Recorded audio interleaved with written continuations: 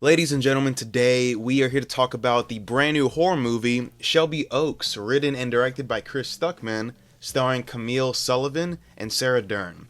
So this film follows a woman searching for her long-lost younger sister, who one day goes missing while investigating the abandoned ghost town known as Shelby Oaks. Okay, so this movie has been getting mixed reviews to say the least, and the main talk of the town that I've seen is, of course, concerning the director, because as some of you may be aware, this is the directorial debut of none other than living icon legend Chris Stuckmann. If you're unaware of that name, he is one of the biggest movie reviewers on YouTube ever. He's been making videos on movies, I want to say at this point, probably like 15 years, I would say. And it's The kid is a legend, let's be honest. He is up there with Red Letter Media and Jeremy Jahns. Not necessarily in terms of like quality, okay? No. Red Letter Media is miles ahead, both of them, especially Jeremy Jahns. Kid is a fraud. But what I'm trying to say is, in terms of, I guess, being a pioneer for this type of content, those are really the big three. And Nostalgia Critic, but that's a whole other story. Chris Stuckmann has taken the exact path I want to take, where at first you build up a community to the point where you can literally live off talking about movies, and then eventually make your own perfect life just off that alone. I mean, that's the dream. That's the dream of every film buff. So, huge inspiration to me. Very inspirational. I'm so happy he got to accomplish his dream. Now, about the movie. After seeing Shelby Oaks twice, the big question is, would I recommend it? Yes, I think you and anybody else you can bring should absolutely go see this movie in theaters ASAP, because it won't be there for too much longer. Now, another question remains. Did I love this movie? No. There are some flaws. Let's go ahead and get into them without spoiling anything, and let's just see if this movie sounds like it could be your cup of tea. Pros first. 1. Directing wise, Chris Stuckmann, ladies and gentlemen, I'm proud to say, has the sauce. The kid did it. This is a horror movie, and he knows how to scare you. Not only is that a good thing, but I would say in Hollywood these days is a rare thing. Yes, there are a few cheap jump scares that will make you roll your eyes, especially in the beginning, but there are others throughout the film that are genuinely earned.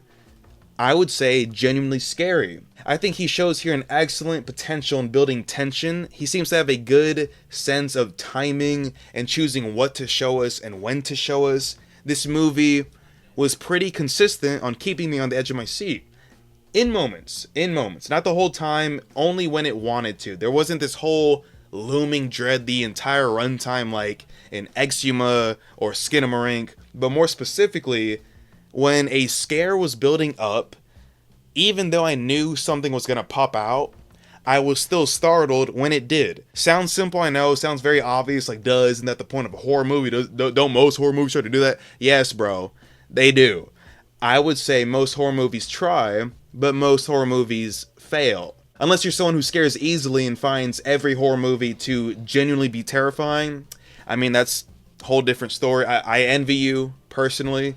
I think you're an angel, and you have a childlike imagination and wonder. And I say that unironically as a legitimate compliment. Stay that way. Please do not let life chip away at you like it has to the rest of us horror fans. Don't lose that. Oh, it's over. I'm just kidding. So I watched this film twice. I caught an early screening last week, and then I watched it again a few days ago on opening night. The second time I watched it, there was a lady there, bless her heart. She was sitting like 2 rows above me, and about halfway through the film, after a really good jump scare, I hear her just whine out. What did she say? She says, "Oh my fucking god, this fucking movie, I can't." I'm like, dude, and she says that like 3 times. I'm like, got me too, but god damn it, shut up. Like, she just kept talking. It's funny because there's like 3 times she verbatim repeated that phrase, and again, horror is subjective. What scares me may not scare you, and vice versa. A few scares got me, and without knowing you specifically, I think some of them will get you too. It's not nightmare fuel. Don't go in there expecting the Wailing or Oddity or the Texas Chainsaw Massacre. but it has enough solid scares for me to say I had a fun time. Now, Chris Stuckmann's directing is the biggest pro, but let's talk the biggest con. His writing. I think the mystery of the story works reasonably well, especially on a rewatch, but it's nothing too captivating. The movie starts off like a pseudo documentary found footage type of style. Think of something in the same vein of like a Lake Mungo.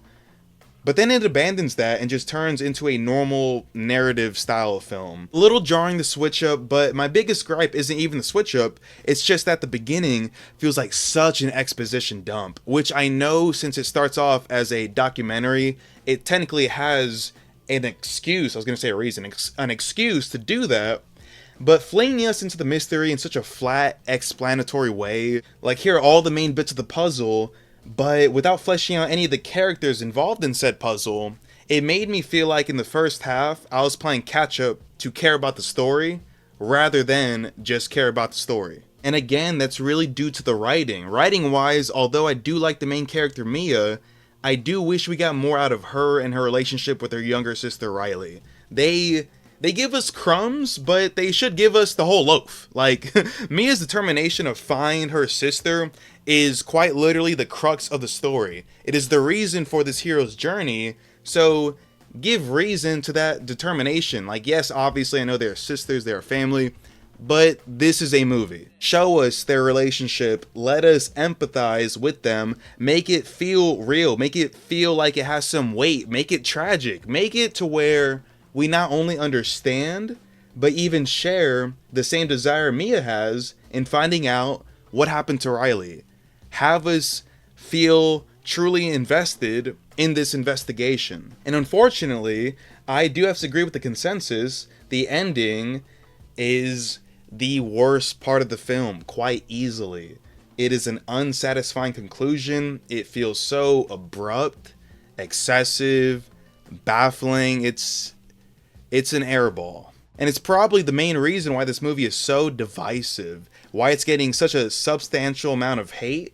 It literally ends on its lowest point. Like, the credits roll and your final feeling of the movie was, what the fuck? I will not spoil if this movie has a happy ending or a tragic one, but it should go without saying that neither one of those should determine whether you call a ending a good ending or a bad ending, quality-wise. I have seen movies that leave on a happy note that I loved, and I have seen movies that end on a tragic note that I loved. And on the other side of that coin, I have seen movies with happy endings that I thought were fucking atrocious. And vice versa with tragic endings. What I'm trying to say is, don't come here and comment, oh, you didn't like it because you didn't... No, I didn't like it because I thought it was poorly written. I didn't like it because I thought it was a very weak way to wrap up the story. For reasons I said earlier. I found it abrupt, excessive, baffling, just disappointing. Also somewhat minor, but the VFX was pretty bad. I know this is an indie film. I know it was crowdfunded, so I won't be too harsh on it like I would be to Black Widow. But there were times where it was too much. Like, there are... I don't want to spoil anything. There are monsters in this movie that looked distractingly bad in moments. Like, straight out of Redbox type of bad. But it's so weird because on that same note, there are other scenes that involve gore that I would say is good looking CGI. It's solid effects. I was like, oh shit, that looks great. That looks violent. That looks realistic. So I don't know, maybe this has to do with the reshoots that Neon was able to finance, but kind of iffy. Now, earlier when I said that the writing was the weakest part, I did find none of the characters too compelling or interesting, but I will say I really did enjoy the protagonist Mia, mainly because of the great performance of Camille Sullivan. I hope I'm saying her name right. She was fantastic. This is the first time I've seen her in anything, and now I just want to see her in every horror movie ever on some Justin Long shit. Like, she is so fun in this role. She brings such a great balance of charisma and confidence and, for lack of a better description, scream queen energy. I don't know. There are some faces she does here that just ooze I am so fucking scared right now. God help me, please. So overall, the writing, the ending, yes, weak, but not unsalvageable. He does need to work on his penmanship, but I'm still interested in checking out whatever Chris Stuckmann makes in the future, because I found his directing to be solid. He does have a strong vision, and I'm interested to see what he does with a bigger budget and perhaps, hopefully, an improved screenplay. Decent horror movie. I didn't love it as much as I wanted to, but it still had some fun scares. Yes, underwhelming final 20 minutes, but those 20 minutes did not ruin the entire thing for me. I am giving Shelby Oaks a 5 out of 10. I would recommend it. It is closer to a 6 than a 4.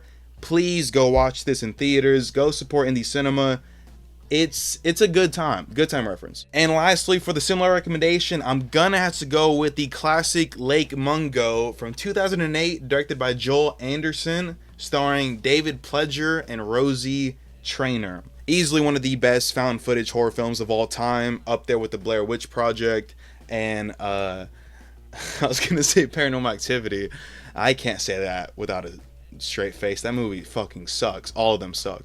But Lake Mungo is an actual creepy, slow burn, I would say, masterpiece. Check out Lake Mungo if you're into, like I said, slow burns, if you're into psychological horror, and keep in mind, Lake Mungo is absolutely fucking depressing. But it is very well made, very effective, and it has one of the greatest jump scares in horror cinema history. Lake Mungo, clearly an inspiration for Shelby Oaks. That's my similar recommendation. Alright, y'all, I know I've been a bit slow on the channel. I recently had another job, so I was working 2 jobs. But even though my reviews have slowed down, my content slowed down, my love for movies has not. I'm still watching movies. I'm still building up my top 20 best movies of the year video. Excuse my tongue-tied. And I'm also building up a top 10 worst movies of the year. And keep in mind, for much more videos in between that, in between now and those videos at the end of the year, I watched so many films recently. The Smashing Machine, the Daniel Day-Lewis comeback, Chainsaw Man. I watched so many. I do plan on getting a lot of those reviews out in the days to come. Ladies and gentlemen, I've missed you. Let's get this Swans train back in action. I will see you at the next one.